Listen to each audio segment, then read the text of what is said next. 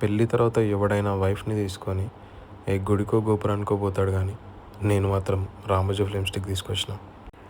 నా సినిమా పిచ్చిని చూసి నా వైఫ్ కూడా ఏమన్నది అనుకోండి, అది వేరే విషయం.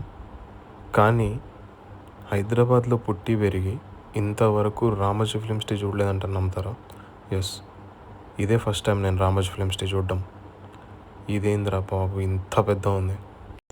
టు బీ ఫ్రాంక్ చెప్పాలంటే రామోజీ ఫిలిం స్టిక్లో చూడడానికి పెద్దగా ఏముండవు, చాలా బోరింగ్గా ఉంటుంది. అంటే చిన్నపిల్లలతో వెళ్తే మాత్రం వాళ్ళు ఎంజాయ్ చేస్తారేమో, కానీ మనకు మాత్రం ఇంత కూడా ఎగ్జైటింగ్ ఉండదు.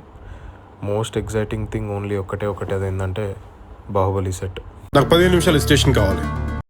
అయితే ఈ ట్రిప్పులో నేను ఒక విషయం గమనించిన, అదేంటంటే మన తెలుగుడు ఒక్క లేడు భయ్య. మొత్తం నార్త్ వాళ్ళు, కేరళ వాళ్ళు, బెంగాలీ ఎక్కడెక్కడి నుంచో వచ్చారు, కానీ తెలుగు వాళ్ళు చాలా అంటే చాలా తక్కువ. అండ్ ప్రతి ఒక్కడి ఫేస్లో ఎగ్జైట్మెంట్ ఏం తెలుసా, బాహుబలి సెట్ చూస్తున్నామని.